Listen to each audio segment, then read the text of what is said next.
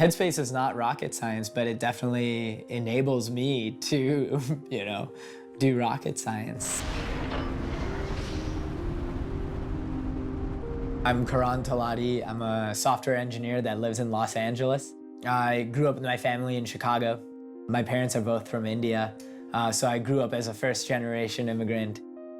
I studied mechanical engineering in college because I was really fascinated by fast cars in high school, and then my interests have kind of evolved since.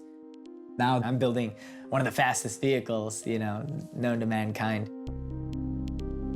Rocket, the way it works, it's so orchestrated. There's so many pieces of it that have to come together and be, working harmoniously and in sync. But like most countries that have attempted to launch a rocket, a lot of them have failed because they don't quite get all of those pieces working together in sync.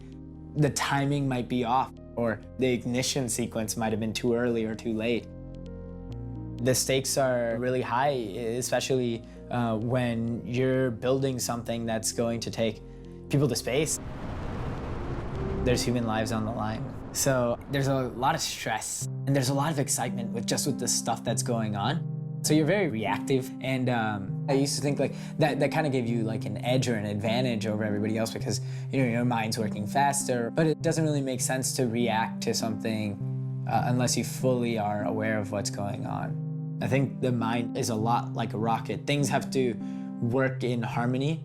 If they're off timing, they're gonna explode, right? You explode at somebody or you explode at yourself because things don't make sense to you at that time or things don't line up. But since I've started meditating, I've kind of been more aware of all that, which is kind of a cool thing, when you're able to analyze yourself in real time, something I didn't have before. I came across Headspace, I think somewhat by accident. It was very approachable. It's been a new element to introduce into my otherwise very busy and noisy life.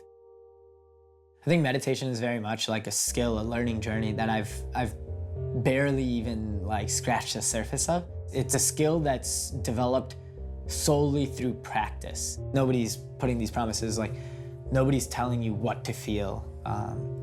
And it's kind of and because you don't have those preconceptions, the discovery is kind of the adventure in itself.